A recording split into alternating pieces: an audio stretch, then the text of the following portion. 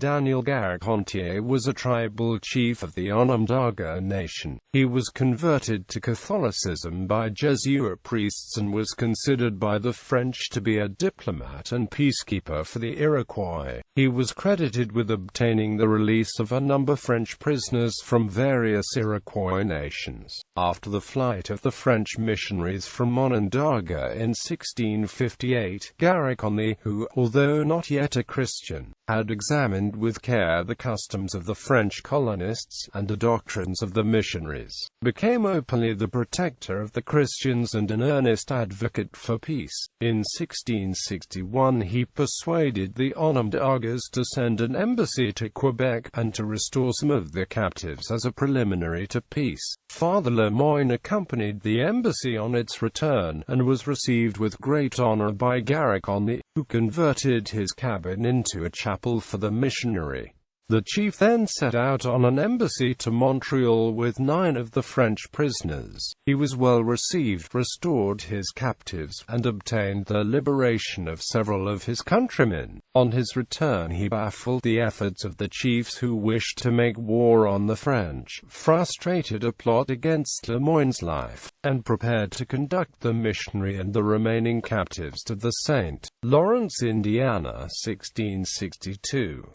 During the war that followed the departure of Le Moyne, Garakonthie endeavored to procure the release of French captives, and protected the little body of Christians at Onondaga as far as his authority extended. In the spring of 1664 he succeeded in obtaining a decree of the council for another embassy, the object of which was to restore the French prisoners and solicit peace, but the French, while expressing their gratitude for the efforts of Garakonthie, avoided making terms. In August, however, an agreement was made for an exchange of prisoners, and he set out with the French captives. But his party was attacked by the Algonquins, and, after severe loss, compelled to return. Although always friendly to the French, and feeling the truth of Christianity, he did not show any desire to become a Christian until 1669. Then, at a conference with the French governor in Quebec, he declared his love for Christianity, and that he renounced polygamy, the vanity of dreams, and every kind of sin.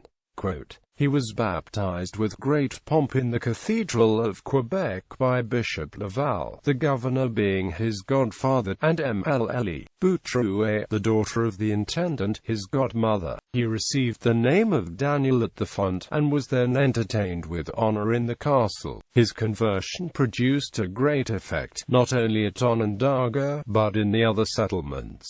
Some of the sachems endeavored to diminish his influence, declaring that he was no longer a man, and that the black robes had disordered his intellect. But when any embassy was to be sent, or an eloquent speaker was desired for any occasion, Garakonthie quickly recovered all his power. His influence was recognized even by the English governors of New York, who asked his mediation to effect a peace between the Mohawks and Mohegans. He was frequently engaged on embassies to New York State and Albany, as well as to Quebec and Montreal. He opposed the superstitions and dances of the tribes, and did much to check them. Garacontié died at Onondaga in 1676.